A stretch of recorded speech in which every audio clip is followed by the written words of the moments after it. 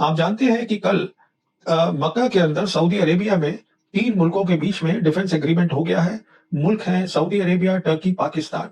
और बहुत सारे एनालिस्ट हैं जो टिप्पणी करने वाले लोग हैं हिंदुस्तान में, दुनिया में, जो ये कह रहे हैं कि देखिए ये जो एग्रीमेंट हुआ है, ये ईरान के खिलाफ है। ऐसा कुछ नहीं है।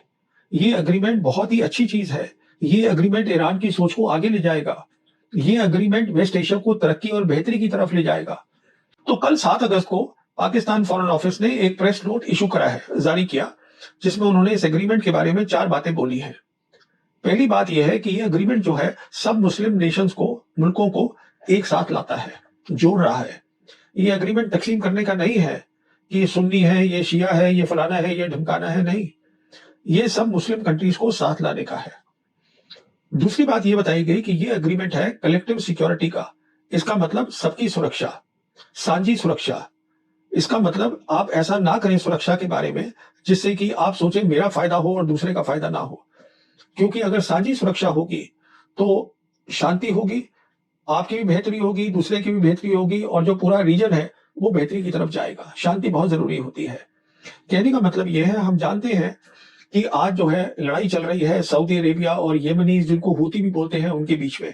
पुरानी लड़ाई है, अब फिर से शुरू हो गई है।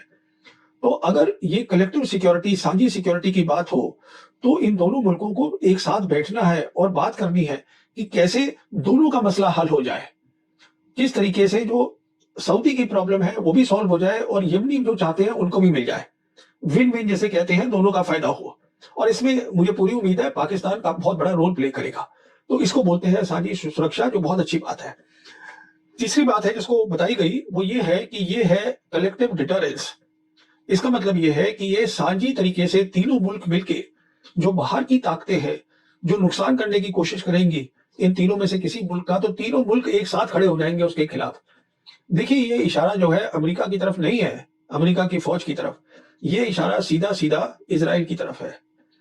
क्योंकि हम जानते हैं कि इजराइल के बहुत सारे जो सीनियर मिनिस्टर्स हैं वो खुलेआम बोलते हैं कि इजराइल को ईरान के बाद खतरा जो है वो टर्की से है।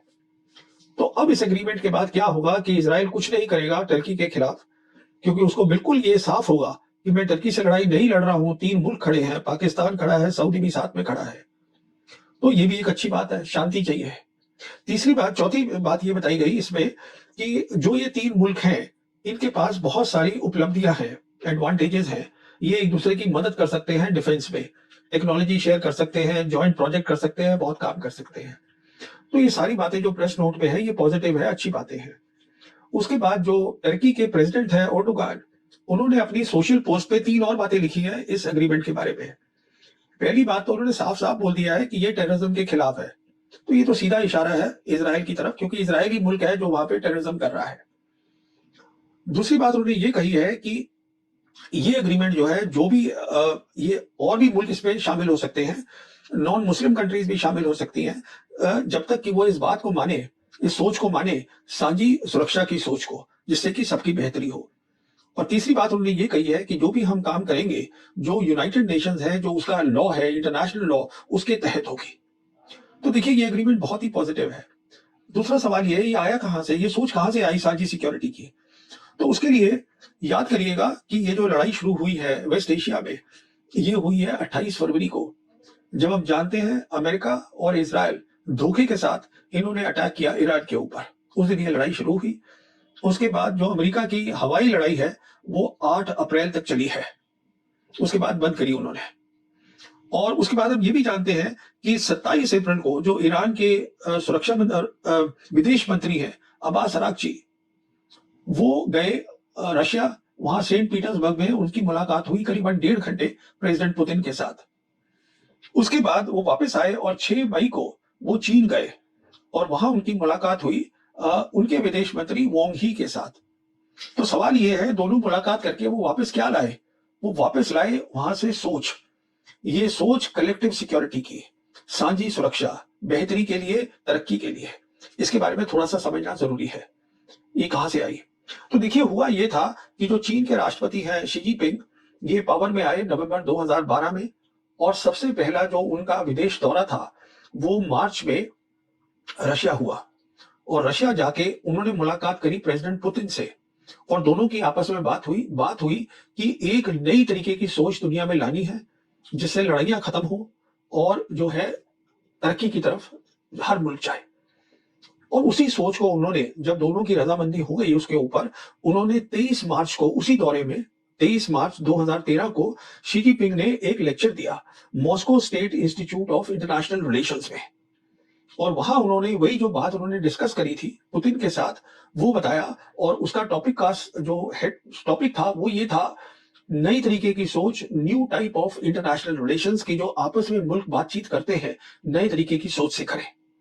और उसी सोच को, उस सोच की 3 खास बातें थी जो उन्होंने वहां पे बताई उस इंस्टीट्यूट में।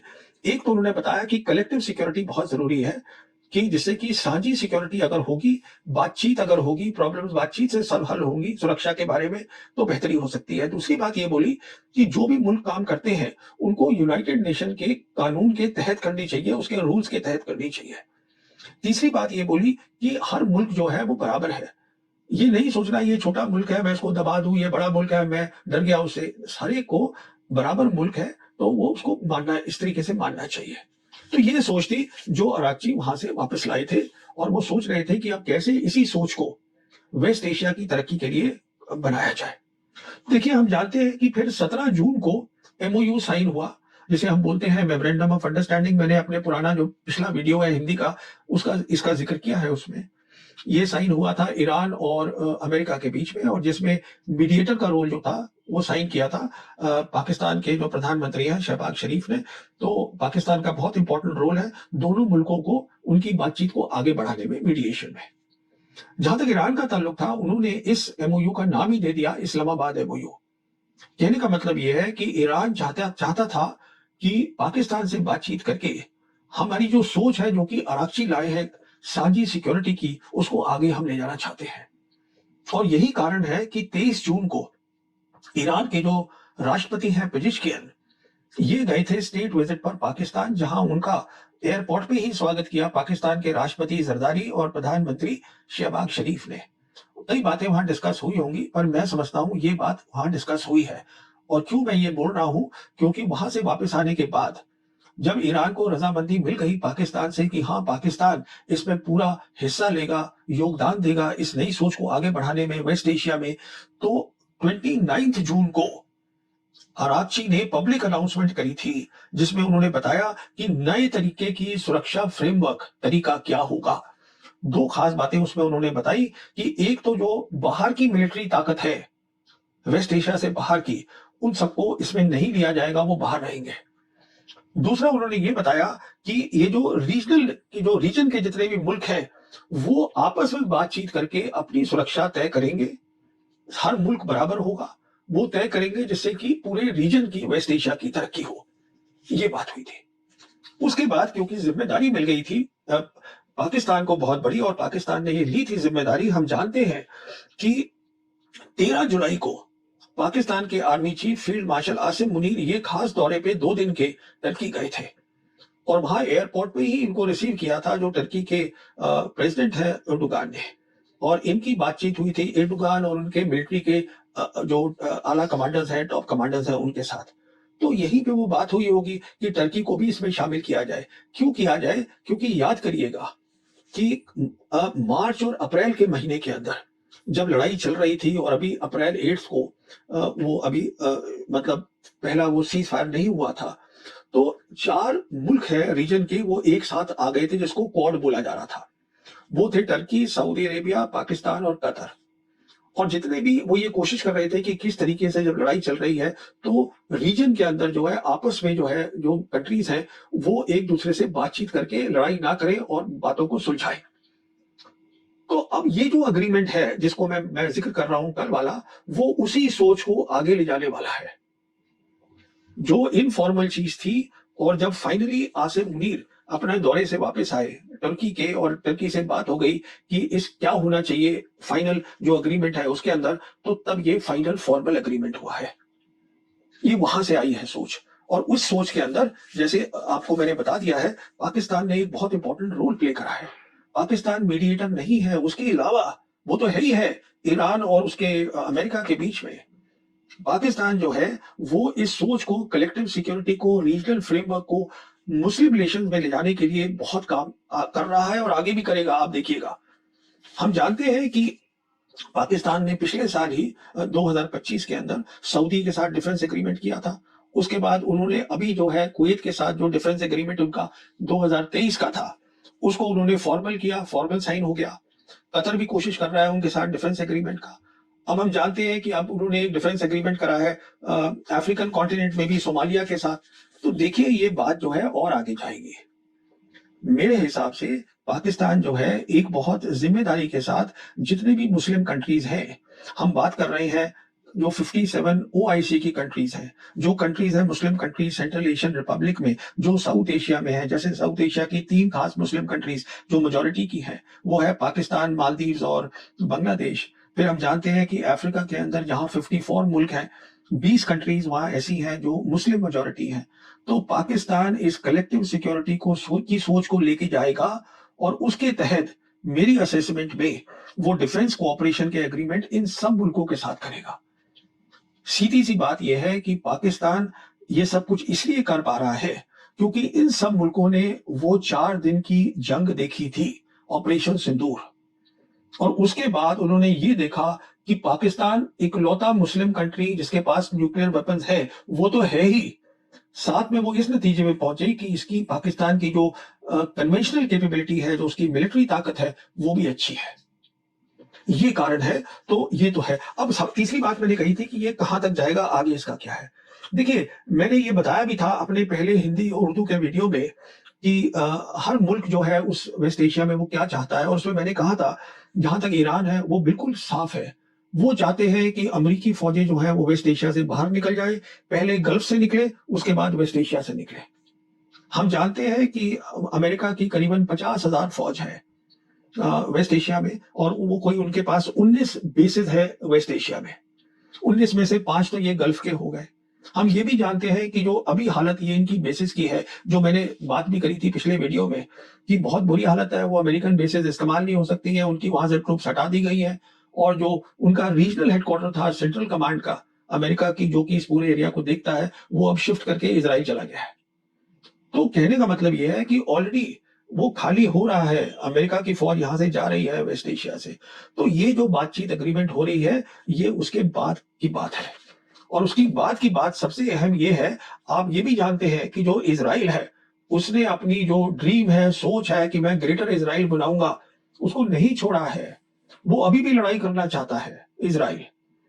यही कारण है कि इजराइल की क्योंकि पकड़ बहुत ज्यादा है अमेरिका में, वहां की यूएस कांग्रेस में।